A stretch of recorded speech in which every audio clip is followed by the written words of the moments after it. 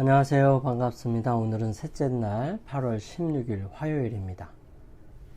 먼저 시작하기 전에 기도드리고 시작하겠습니다. 저희들을 사랑하시는 아버지 하나님, 오늘 이 아침에 저희들에게 새로운 생명을 허락하시고 또다시 새로운 삶을 살아갈 수 있도록 은혜로 허락하여 주셔서 감사합니다. 매일 잠자고 일어나는 모습들이 저희들이 죽었다가 다시 부활하는 경험임을 다시 한번 생각해 볼 수 있도록 인도하여 주시며 저희들의 마음과 생각을 통하여 부활에 대한 분명한 인식을 가질 수 있도록 도와주시옵소서. 아버지 하나님, 부활은 오직 주님께서 우리 사람들에게 주시는 놀라운 능력이십니다. 그러기에 저희들 부활이 어떤 것인지 좀 더 자세히 살펴볼 수 있도록 인도하여 주시고 주님께서 부활하신 그 내용들을 다시 살펴보면서 주님, 저희들의 삶에 역사하셔서 언제나 궁극적인 구원을 위하여 함께 저희들과 저희들의 모든 삶에 역사하시고 또 주님의 권능을 베풀어 주심을 인하여 감사를 드립니다. 주님, 저희들의 마음과 생각이 오직 주님의 말씀 위에 굳게 설 수 있도록 도와주시옵소서. 주님, 오늘 이 아침에도 주님 앞에 간절히 기도드리는 제목들이 있는 주님의 사랑하는 자녀들이 있습니다. 주님께 기도드릴 때마다 주님 가까이 계셔서 그들로 하여금 하나님의 섭리를 바라볼 수 있도록 도와주시고 그들의 생각과 마음을 주님께 늘 가까이 갈 수 있도록 도와주셔서 어렵고 힘겹고 또 해결해야 할 많은 문제들 속에서 주님의 섭리와 은혜와 인도하심을 바라볼 수 있도록 축복하여 주시옵소서. 사랑의 아버지 하나님, 너무 힘들고 너무 괴롭고 너무 오랫동안 지속되지 않기를 원합니다.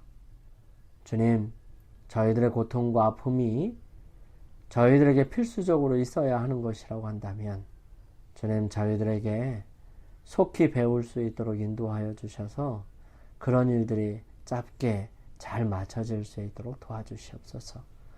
아버지, 시작하는 시간입니다. 마치는 시간까지 주님께서 저희들과 함께 하옵시기를 예수님의 이름으로 기도드립니다. 아멘. 오늘 부활의 능력 함께 살펴보겠습니다. 부활은 인간이 얼마나 무력한 존재인지 적나라하게 나타내 보여줍니다. 예수님의 생애와 죽음과 부활에 관해 생각할 때에 우리는 종종 그분의 죽음이 우리로 하여금 하나님과 올바른 법적 관계를 갖도록 한 사건이라는 사실을 생각하게 됩니다. 물론 그것은 사실이죠. 예수님께서 부활하신 때의 모습을 살펴보기를 원합니다. 아버지께서 당신을 부르신다고 말하는 힘있는 천사의 음성이 그리스도의 무덤에 들렸을 때에 구주께서는 자기 속에 있던 생명으로 무덤에서 나오셨습니다. 그때 다음과 같은 그분의 말씀이 진실임이 밝혀졌죠. 내가 다시 목숨을 얻기 위하여 목숨을 버립니다. 나는 버릴 권세도 있고 다시 얻을 권세도 있다.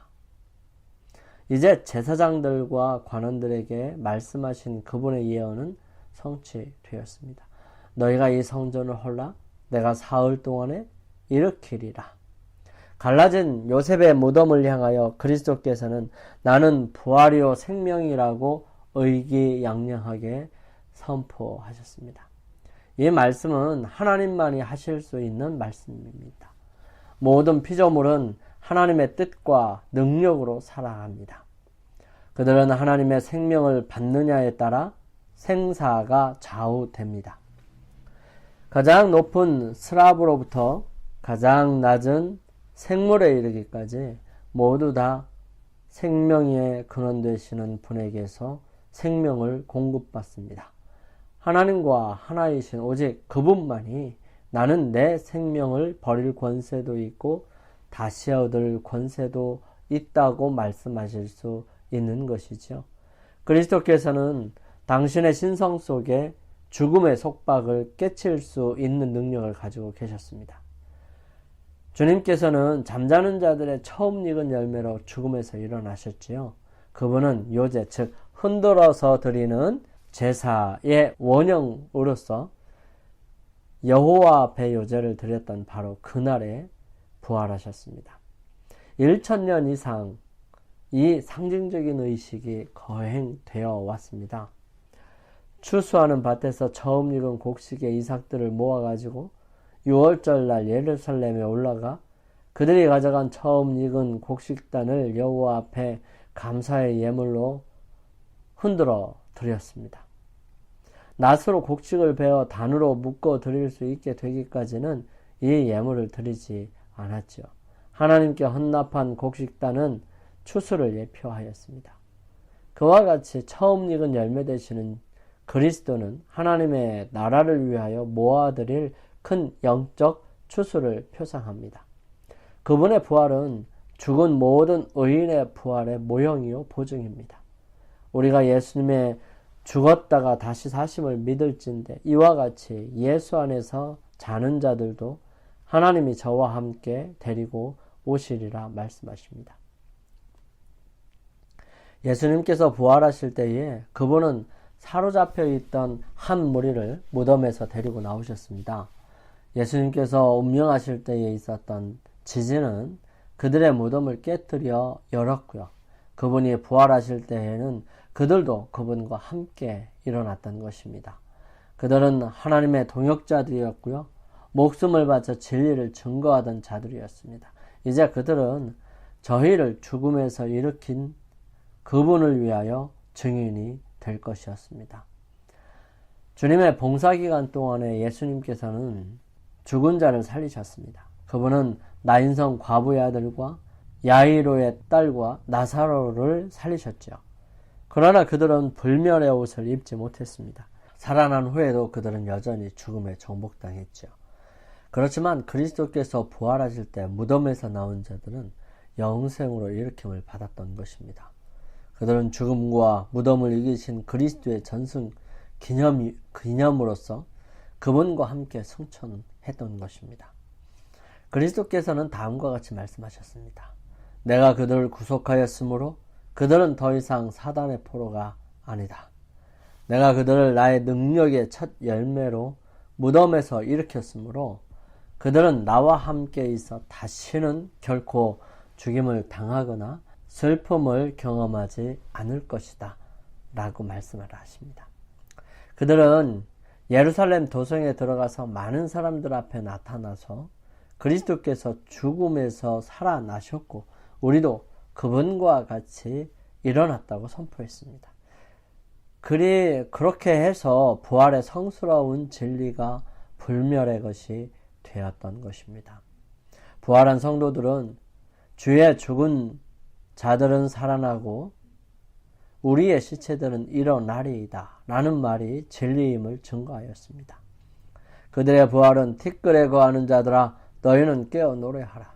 주의 이슬은 빛난 이슬이니 땅이 죽은 자를 내어 놓으리라는 예언의 성취에 대한 예증이었던 것입니다.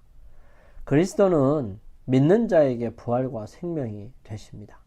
죄로 인해 잃어버린 생명이 우리 구주 안에서 회복되는 것이지요. 이는 예수님께서 당신이 원하시는 자들을 소생시킬 수 있는 생명을 당신 자신 속에 가지고 계신 까닭입니다. 그분은 불멸을 주실 권리를 부여받으셨지요. 그분은 인간을 위하여 버리신 그 생명을 다시 취하셔서 인간에게 주십니다. 예수님은 내가 온 것은 양으로 생명을 얻게 하고 더 풍성히 얻게 하려 하는 것이라. 내가 주는 물을 먹는 자는 영원히 목마르지 아니하리니 나의 주는 물은 그 속에서 영생하도록 솟아나는 샘물이 되리라. 내 살을 먹고 내 피를 마시는 자는 영생을 가졌고 마지막 날에 내가 그를 다시 살리리라고 말씀하셨습니다.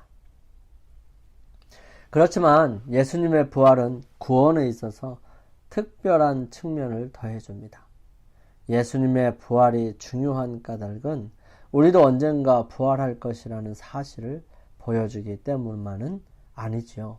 부활은 예수님으로 하여금 아버지의 우편, 곧 능력과 권세의 자리에 앉게 했습니다. 하나님께서는 이와 같은 부활의 능력을 오늘날 우리에게도 동일하게 허락하십니다. 에베소서 1장 18절부터 23절에서 바울은 하나님의 능력에 대해서 말합니다. 이 구절은 부활의 능력에 관해 우리에게 무엇을 가르쳐 주는지 생각해 볼 수 있었으면 좋겠습니다.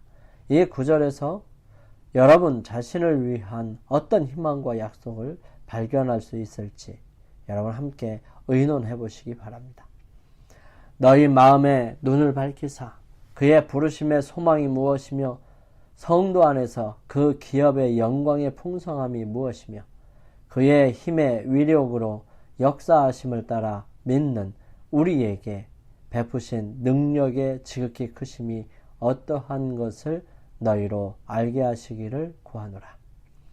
그의 능력이 그리스도 안에서 역사하사 죽은 자들 가운데서 다시 살리시고 하늘에서 자기의 오른편에 앉히사 모든 통치와 권세와 능력과 주권과 이 세상뿐만 아니라 오는 세상에 일컫는 모든 이름 위에 뛰어나게 하시고 또 만물을 그의 발 아래서 복종하게 하시고 그를 만물 위에 교회의 머리로 삼으셨느니라.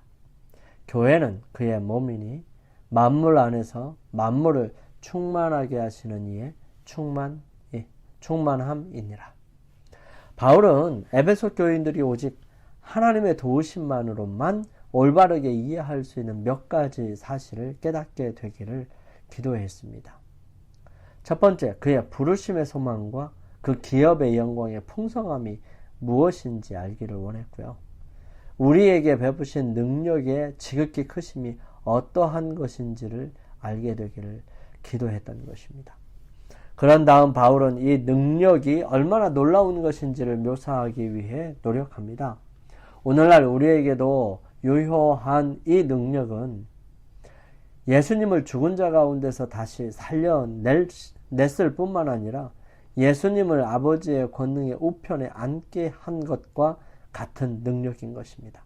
그러나 바울은 여기서 설명을 멈추지 않습니다. 부활은 예수님께 단순히 어떤 막연한 능력을 부여한 것이 아니었습니다.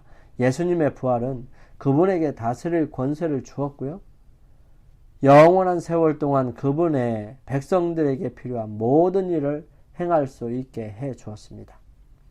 부활하신 예수님을 믿는 믿음이 우리에게 어떤 확신을 줄 수 있을까요? 사탄의 앞에서 예수님만을 쳐다보며 나에게는 부활하신 구세주가 계시다. 주님께서는 결코 나를 어리둥절하게 만들 고난을 주시지 않을 것이다. 나는 주님 안에서 승리할 수 있다. 예수님은 나의 의시며 나의 기쁨의 면류관이시다. 라고 말하라고 영감의 말씀은 교훈합니다. 여러분, 여러분의 삶 가운데 부활하신 예수님의 능력이 필요한 영역들 목록을 한번 기록해 보시기 바랍니다. 그리고 필요한 모든 영역에 예수님의 능력이 임하시기를 기도하십시오. 오늘 살펴볼 내용의 결론은 우리는 예수님의 부활을 통해 우리 자신의 부활에 대한 소망뿐만 아니라 예수님께서 우리의 모든 필요를 채울 능력을 가진 분이시라는 사실 또한 깨달을 수 있습니다. 여기서 우리가 생각해 봐야 할 부분은 예수님께 어떤 능력이 들어간 게 아니라 그 능력을 원래 예수님께서 가지고 계셨다는 사실을 잊지 않는 것이 필요합니다. 예수님께서 부활하신 것은 하나님께서 능력을 베풀어 주셨기 때문이 아니라 그분이 가지고 있는 능력이 원래 있었어요. 그 능력을 사용하신 것 뿐입니다. 이제 인간으로서의 모든 구원을 위한 해야 할 일들은 마쳐졌어요. 그래서 그분은 이제 더 이상 인간으로서의 삶을 살지 않아도 되었습니다.